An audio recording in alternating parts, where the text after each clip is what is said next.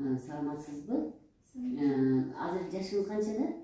Жашым 17. 17 жаштасыз. Сиз мага кайсы айда келгенсиз? Май айларында келгенсиз. Эмнеге даттанып келгенсиз?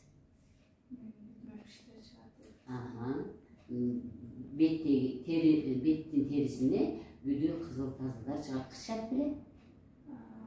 Анча эмес. İçinden biraz ağargan bir suyukluk çıkıyor. Так, siz аларды дайым сыксыңыз, Özellikle. Аны siz дерматологка барсыз да? Кайсы жаштан баштап чыккан ал? 5 класстан баштап. Ошо 5 класстан бери дарыланган белеңиз? Жок. Дарыламаган эмессиз. Эч дерматологко барган эмессиз. Просто любая компаниялардан кремдер тапшырып. Кремдер тапшырып. Кандай натыйжа көрчү элеңиз?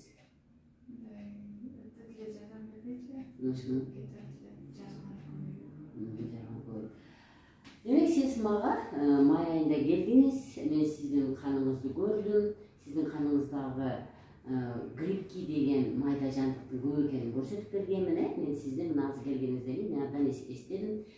Siz апаңыз менен келгенсиз, siz түштүктөн Ош шаарынан келгенсиз, Так, эми бүгүнкү күнгө эмне себептен келдиңиз жана өзүңүздүн акыбалыңыз жөнүндө жакшыраак айтып бериңиз. Катар айтыңыз. Кремдерди алган келдим. Өзүмдү жакшы сезип калдым, бетимдеги кызыл тактар да кетип калды. Дагы кечээ улантыш керек экен деп чечтим. Тамактан баары зависит экен. Көрдүңүзбү? Биздин кыргыз туугандар, деги мусулман туугандарга мына сиз эң биринчи тамактан баарын ортоп аласыз, тамактан биз ден соолукту түзүп алабыз, ошону жөндөңүз десем, мен 6 айга чейин чыдабайм, мен 3 айга чейин чыдабайм дешип жакшы карманбайт да. Мына урматтуу мекендештер, бизге бүгүн дагы мына бир тууганыбыз келип отурат. Мына орусча айтканда живой пример. Демек, мен келгенде эле эстедим.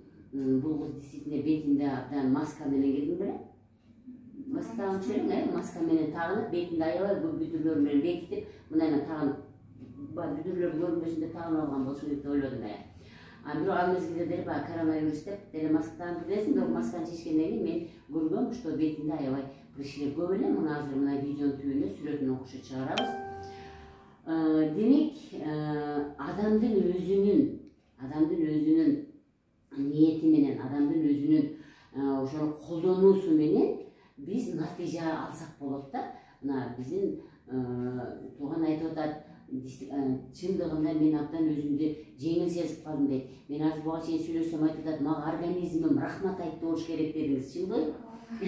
Мага организмим рахмат айтты болуш керек. Мен мындай диета менен чындыгында мен абдан жакшы ден соолугумду жакшы кылдым деп айттыңыз, Туура тамактанып, ошо мен айткан тамактануу менен гана колдонуп, ошону 3 айдан бери колдонуп атасыз, Эми дагы ошо 6 айда, 6 айга чейин карманыш керек.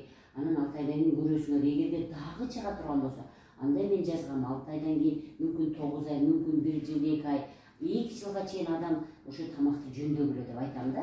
Ошондо гана сиздин ичиңизде биз ошондо көргөн грипкилерди ошондо гана биз жок кыла алабыз да.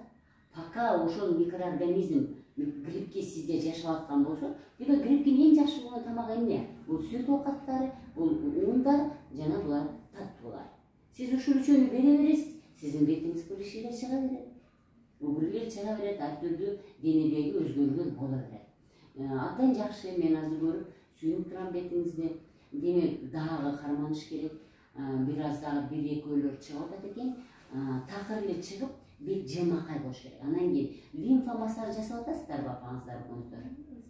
Обязательно. Лимфа массажды мен айткандай өзүнүн ыргы менен сөзсүз түрдө биринчи акыреттүүбүздүн, анан кийин оң акыреттен, сол акыреттен, анан оң акыреттен моюнду, мына сөзсүз түрдө бетте кеткен бес тамырларды өзүнүн жолу менен айдоо менен биз эми мына прыщилер жок экен. Эми биз беттин жылмакайларын алып келишибиз керек. Беттин мурунку кичинекейиңизден 5-класска чейинки жылмакай бетке алып келсе болот. Ал үчүн эми сөзсүз түрдө лимфа массажды лимфа массажды жасап, анан курсакка висцераль массаж жасаш керек. Мындан тышкары сиз мен дарыларды иштейм деп айтабыз. Эми урматтуу туугандар, мен айтат элем да, ким кайсы компания, мен бир компанияны жамандагым келбейт, бир компанияны мактагым келбейт. Ар бир компания өзүнүн дарысын жакшы чыгарганга аракет кылат албетте. Эми бирөө ал жагат, бирөөгө жагат, бирөөгө дегеле жакпай калат дагы, ал адам ошол компания жөнүндө абдан терс оюн жазышы мүмкүн.